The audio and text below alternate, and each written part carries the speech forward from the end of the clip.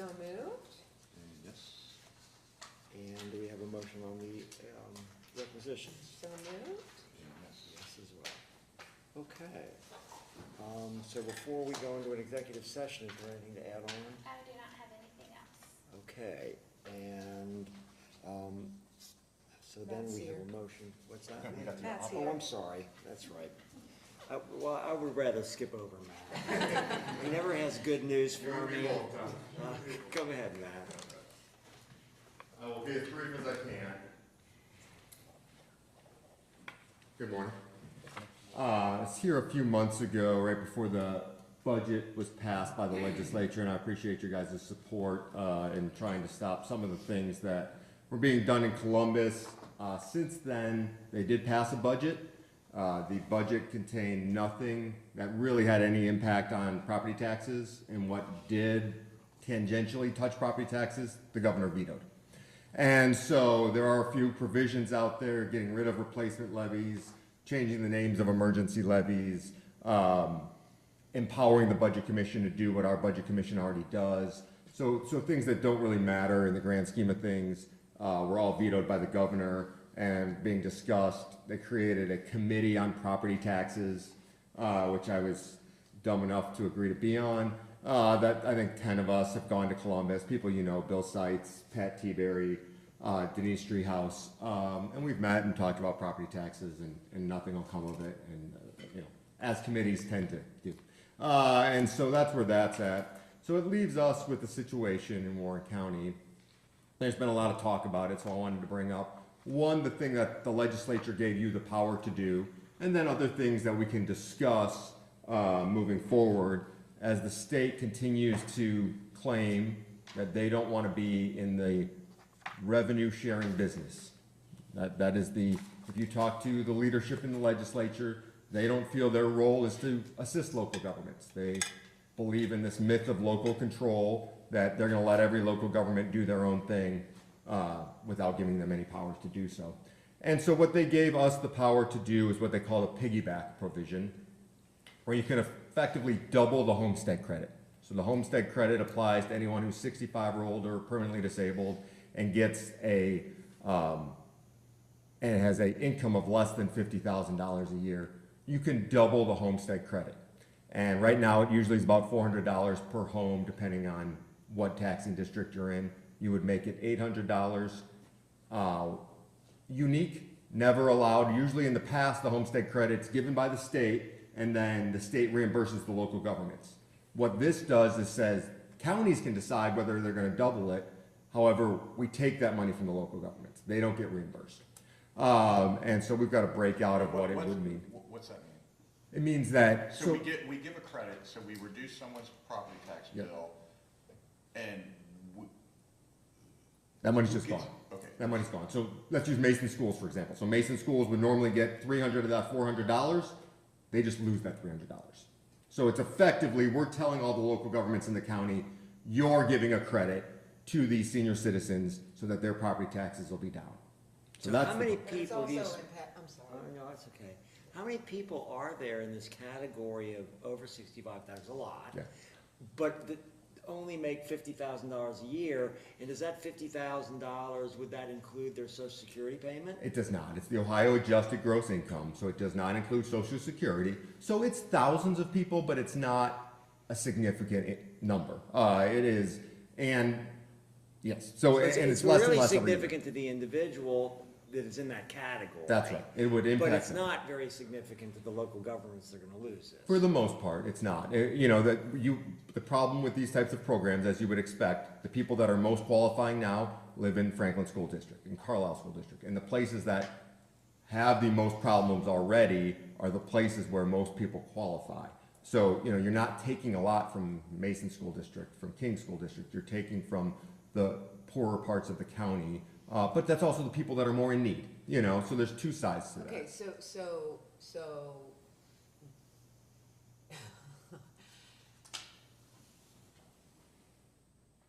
so of the homestead exemption for which the state has traditionally reimbursed the local governments, as a way to reduce the property tax burden on retired, non-income generating senior citizens.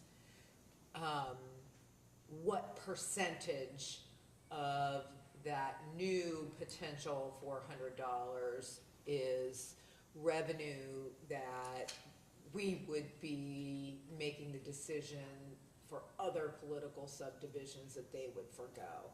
It varies dramatically from Kings to Springboro, but it's a very small percentage. You know, if the average tax bill, I mean, it's gonna vary so much from every Well, I mean, household. I'm mostly concerned about districts like Franklin, where you've said a disproportionate amount of those families live, and they disproportionately struggle getting any new revenue in, and they have tried many ways to get new revenue, not just property taxes, and have struggled to do that. And so I do worry about that increased burden being on that particular school district. And we have asked the prosecutor's office just recently, so I'm not putting them on the spot, is the provision doesn't specifically say if the commissioners can reimburse those local governments or not. From my time in the prosecutor's office, the rule generally was you can't do anything that the state law doesn't tell you you can do. But is there a possibility that we could backfill? Yeah, that was what I was getting. Yeah, and so that's something we're looking at.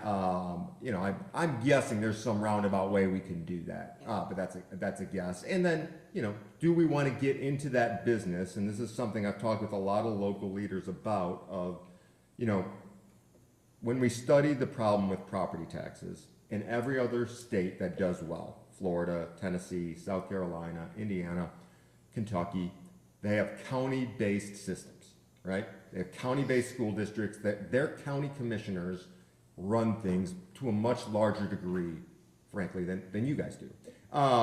Do we want to move to that? Does Warren County want to take the lead and say, we're going to subsidize other local governments? Because Warren County can do that. More so than almost any county in the state. We could take the lead and do that. That doesn't work most places in Ohio. I think it doesn't work as we've set up Ohio. Except in Warren County, it could, but that puts us in a unique situation to kind of go out on a limb that might be a fairly thin limb. So that's, you know, just an idea that we're floating around. So.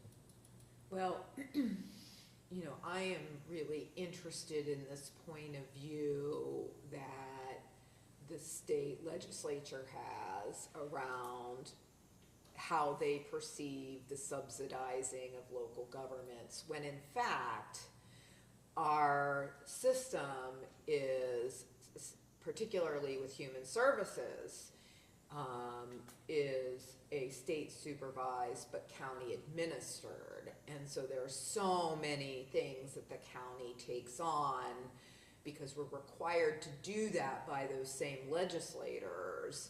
And what I don't hear is that they are willing to take back the responsibility to do things like qualifications for publicly funded childcare, for SNAP benefits, for other human services programs, certainly the administration of certain children's services funding streams.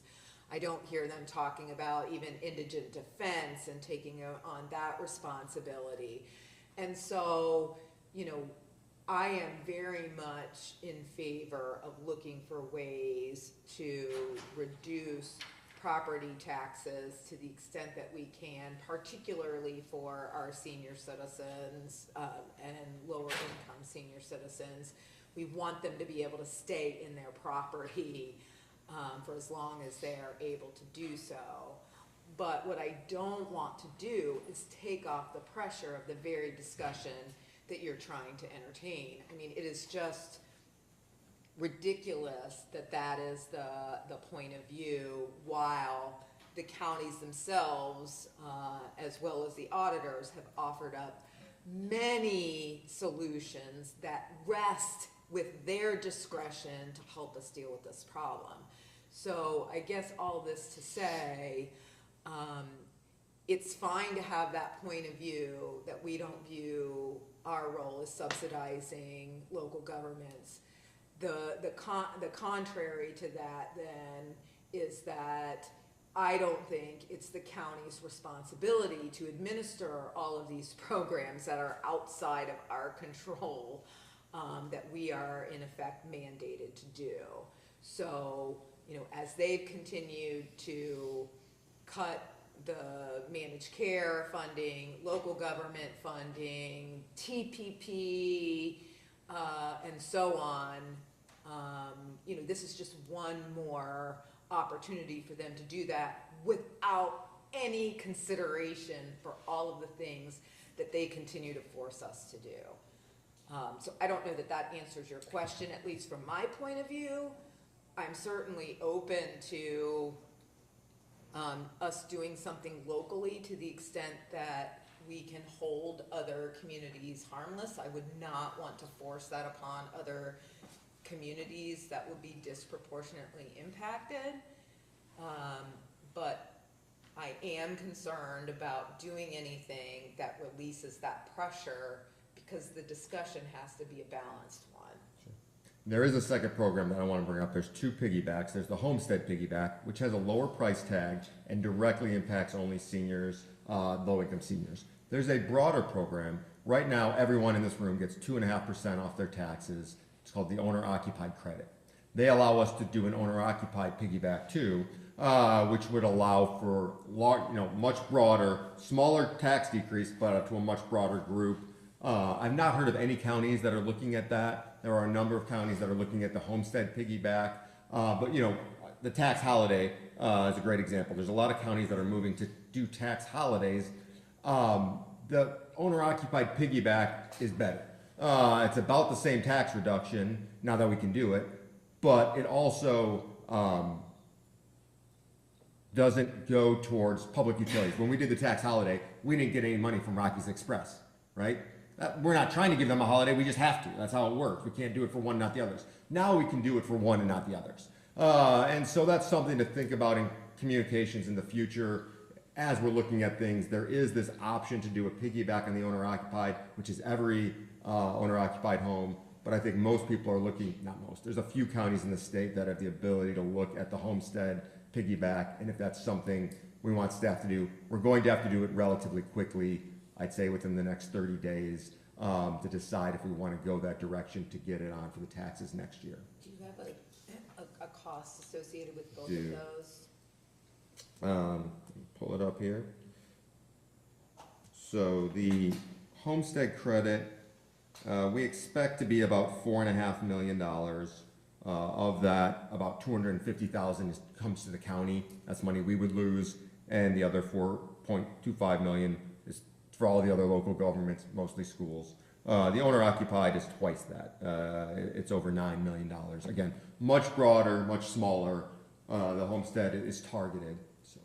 And do we, I'm sorry. I just was curious, do we have to do it in perpetuity, or are we much like the sales tax, or the property tax holiday that we offered a couple of years ago? Are we able to, when our budget, we have excess reserves based on how we're projecting the next 3 to 5 years, can we then come in for a calendar year, let's say, and budget that? For sure, from the legal standpoint, you can do it year to year. It's a year-to-year analysis. You can do it every year. From a political standpoint, it's a little hard. You know, the holiday, we advertise it as such, and that's why when Dave came up with that name, it was great, because it said you're getting this once, right? It's a one-time thing.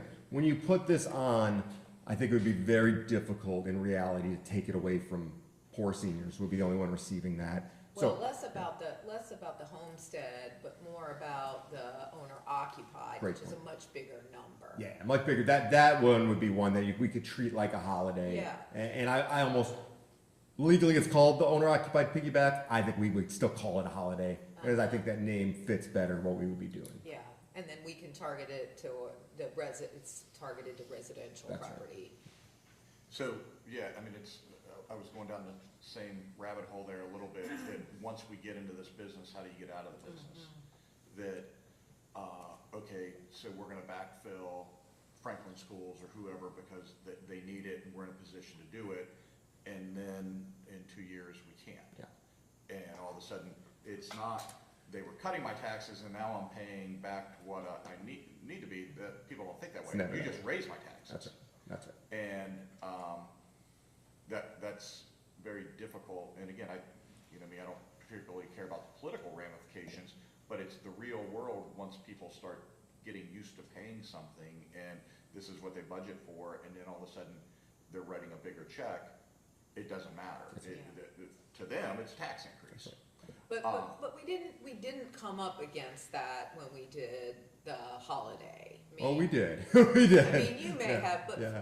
but from a political standpoint, like, I'm with Dave, it's like, we're deliberating on this because we want to do what is fair, reasonable, and within our ability to pay.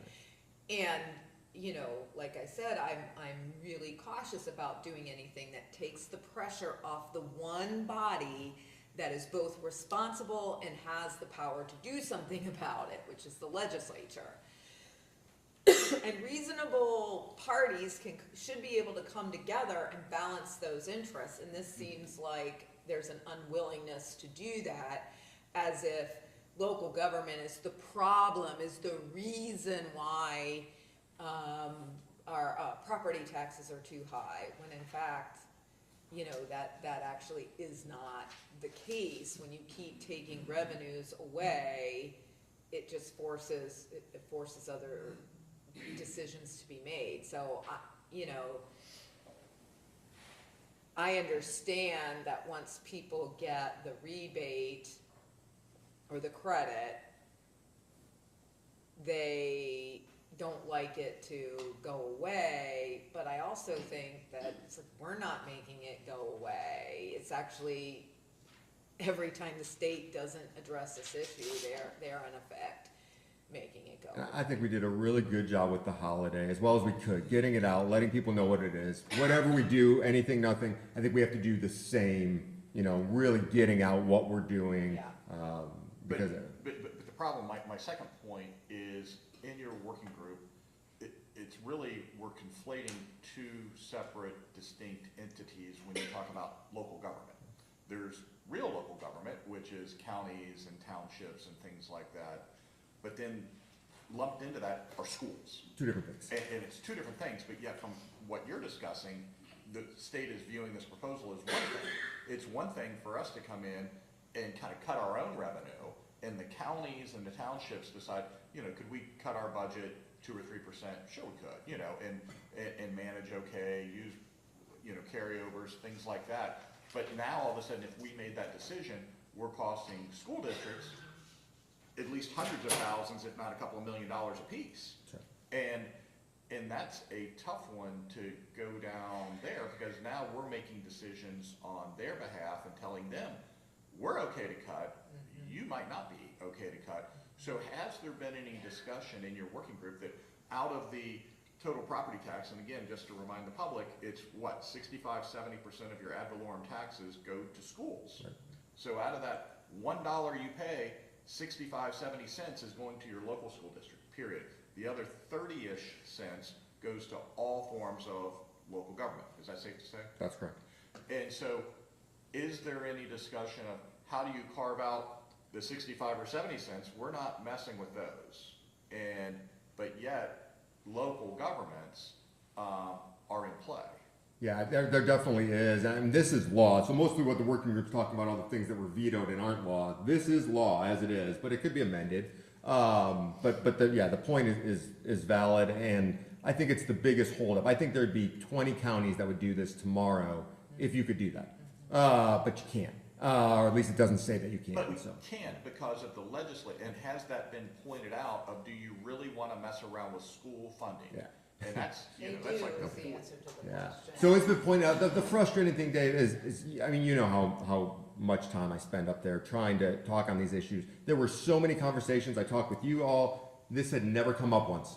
It was not in a House bill. It was not in a Senate bill. And then all of a sudden it got into the budget and got signed off on it. It's a bad way to make sausage, using the old analogy, but it's how it works. It was not a well thought out idea. It was not a well thought out plan. It just appeared. So. Okay, so is there anything that we should be deciding today, or is it prepared propitious to decide today? I think Can that we decide today? giving staff direction to research more along with the prosecutor's office of, do you want to do a homestead? Do you want to do an owner occupied? Do you want to, if you're going to do those, do you want to look into refunding the schools, local governments, excuse me, mostly the schools? So staff can have some direction that we can work together and look at a program to bring you, yes, this is what it'll be, this is what it looks like. Well, as a general rule, I'm in favor of granting these exemptions and doing this. My general feeling is that public and governmental entities, the problem is not that they have too little money. Typically, the problem is they have too much money, in my opinion, and they need to be more careful with the public purse. So I don't have, and when you have a exemption that gives some, and this is not gonna be, when you spread it out over all these entities, this isn't gonna be a huge amount of money from any of them, that they can't handle this. So obviously I'm interested in more information.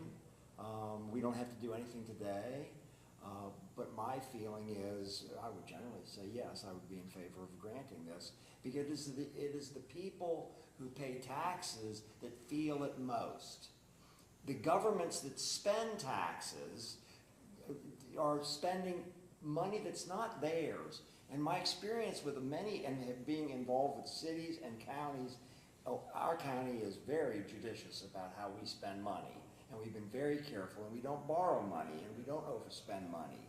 And we watch very carefully our salaries and how we spend and budget.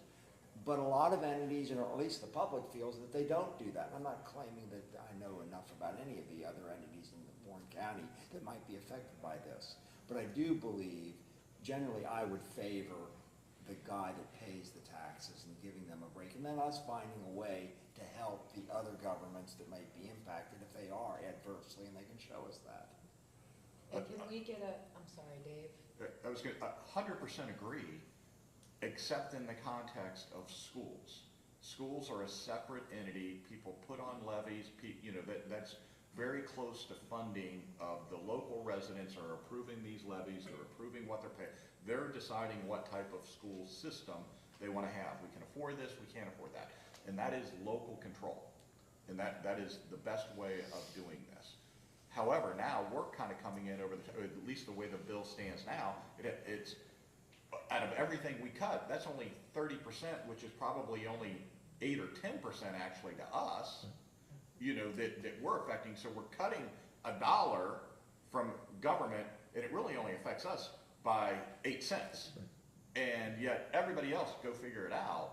And especially in the context of schools, because they are, and again, and it's clearly debatable, should the schools be spending the money on what they're doing and the way, but for the most part, they're not flush with cash. I mean, they're just not. And especially in the context of some of the things they're forced to do and to spend money on, and especially in the context of Warren County schools being so great that so many people with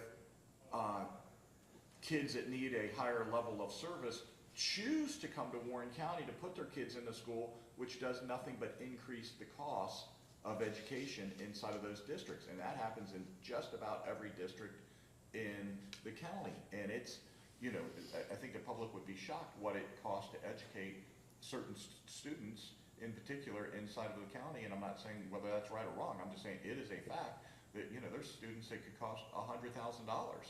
The largest increase in every school budget that I've seen, which is all of them, is the cost of educating special needs children, especially severely special needs, and it's dramatic on how much it's going up. Absolutely. Which I think every single person would say is our responsibility. And again, in the free market, then people know that in surrounding counties, and I have a child that qualifies for this, and I want to put them in the best situation possible, which is 100% what I would do. So what do? You move to Warren County. So now the Warren County schools are faced with that because they're good, and they're good at doing this, so the demand on their services keeps going up, which just means the cost keeps going up. And so that's what I mean. I just want to get this, anti-tax levy and all that. Those are fair debates out in the public. And I'm not for every tax levy that comes across from school districts. but just knowing what I know, and you would know it better than I, they're not flush with cash. They're not, and it's, you know, I don't suspect you and Commissioner Dreehouse are on the same page all the time, but on this, you said very similar things, which what we're doing is anti-democratic, right? Because the voters voted for all these levies. Every single levy, they voted for it. They put on 50% plus one, voted for every one of them. What we're doing is coming in and saying, no, we know you voted for that, but we're going to give you less money. That's what we're doing. I think we need to, in some cases, because it's just, for a variety of reasons, we've got to do it. We've got to relieve some people and help some. But what we're doing is anti-democratic. What the democratic thing would do, you know, small d democratic thing to do would be, hey, you guys voted for it, you live with it. You know, we're trying to help go beyond that a little bit. So, Well, I think we're unified behind wanting to explore the conversation. I think our history speaks for itself. I, would really like to see the district runs and the political subdivision runs, so that we fully understand the implication of our decisions that we make. But, and we should be able to get that correct. we've got it all set, and we'll have it to staff for your next meeting. You guys will have everything broken out, both the two different options and how much it impacts each, and I will get with the prosecutor's office to make sure that we legally can reimburse if that's the path you want to go, because I don't want to commit to that and then be told we can't. But we have those numbers all ready for you. Great, thank you. Well, I'm very appreciative. Number one, Commissioner Jones is an expert on this stuff with her time in the legislature, and I appreciate that knowledge base. And again, I've said it before, we appreciate you, especially being asked to represent all county auditors on this, that you know what you're talking about. And I rarely steal other people's lines. Well, my wife says I steal her funny jokes all the time, but I'll say that I steal your line all the time about we almost voted in, as Republicans, the biggest defund the police in the nation's history. That was a great line, and that really illustrated what the legislature almost did with just trying to say, hey, we need to cut taxes. We'll figure it out later. Okay, cut a third of our budget and see what happens to law enforcement. That's my concern, and there's this constitutional amendment being circulated, and I think we got to have intelligent conversations and not just take machetes to everything. Especially in Warren County, we do things so well. It's not perfect. We can nibble around the edges and try to help some people, but we do things really well. And I want to keep doing it that Do way. we have our new treasurer here? Anything for the good of the order? No, here for moral support. Money's safe, the money's safe. All right, so so I'm not clear on what you're going to do from here.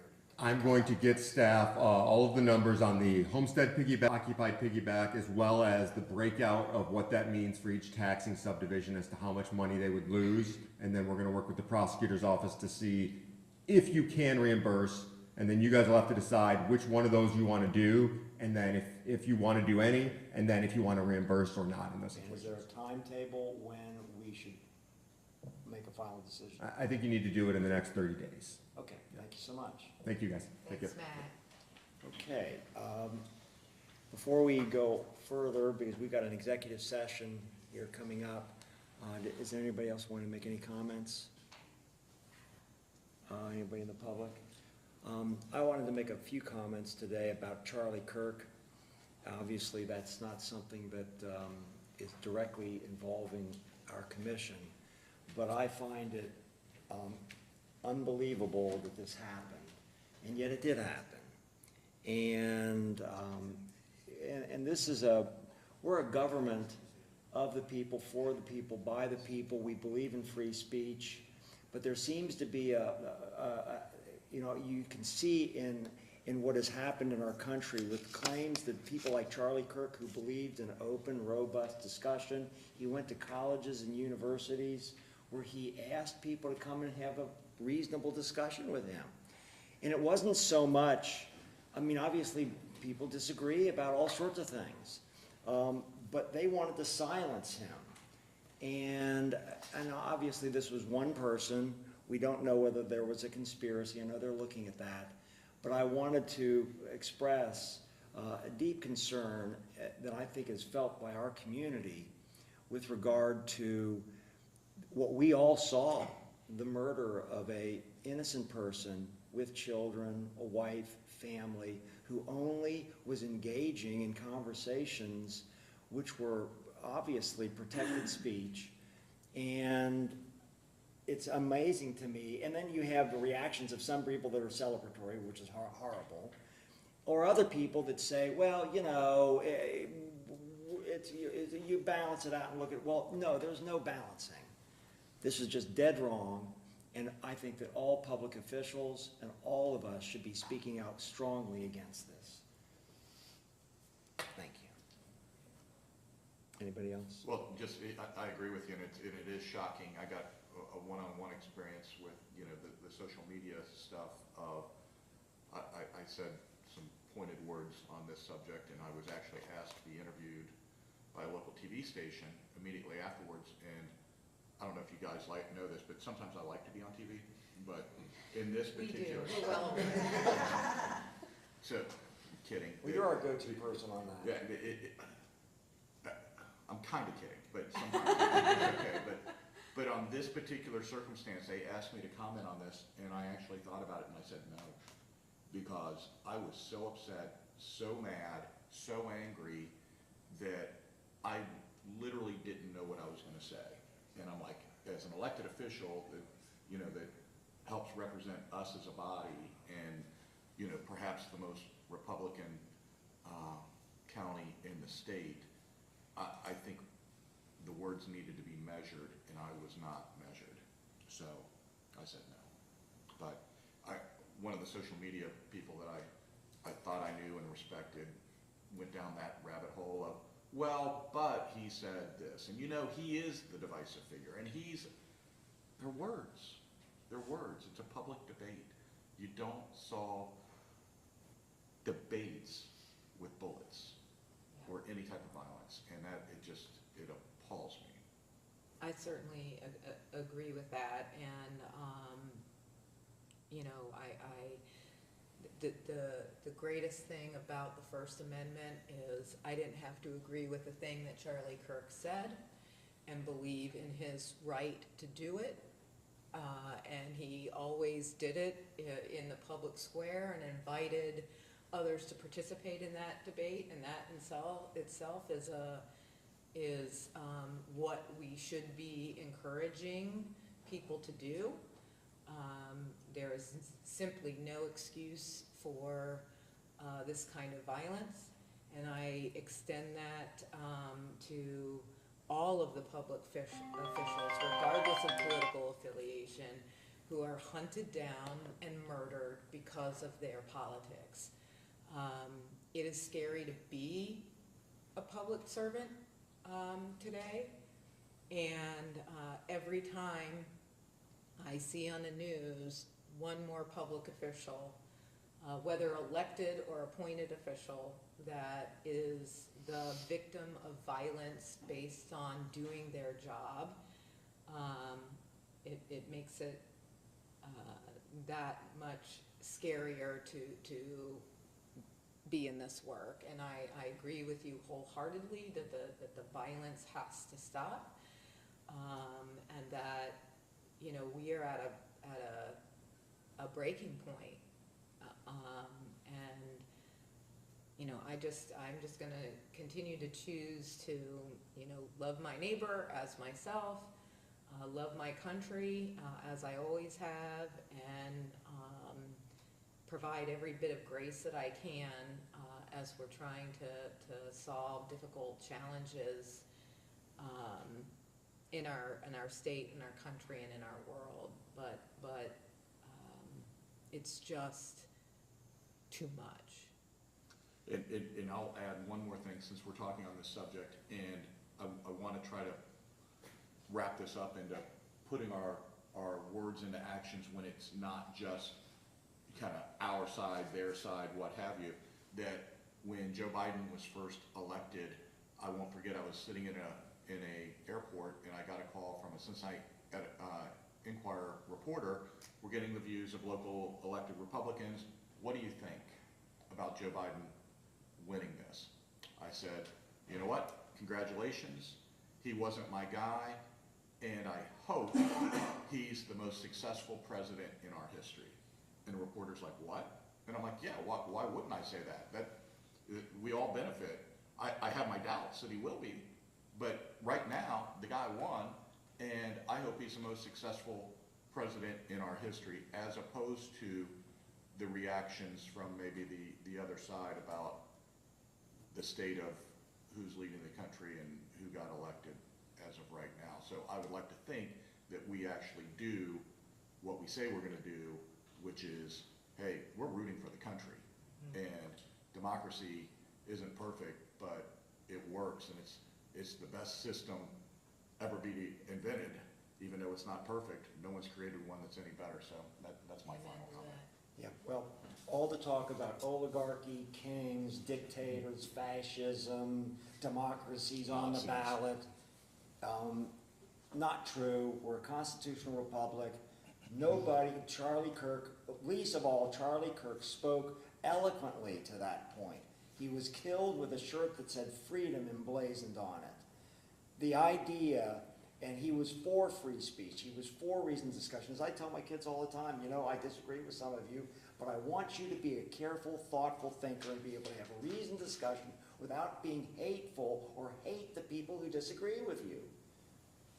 Thanks. All right, do we have an executive session? I'll make a motion to go into executive session for preparing for conducting and reviewing collective bargaining or bargaining concerning employee compensation or other terms of employment pursuant to ORC 121.22G4. Second? Call the roll. Mr. Grossman? Yes. Mrs. Jones? Yes. Mr. Young? Yes. Shouldn't take long.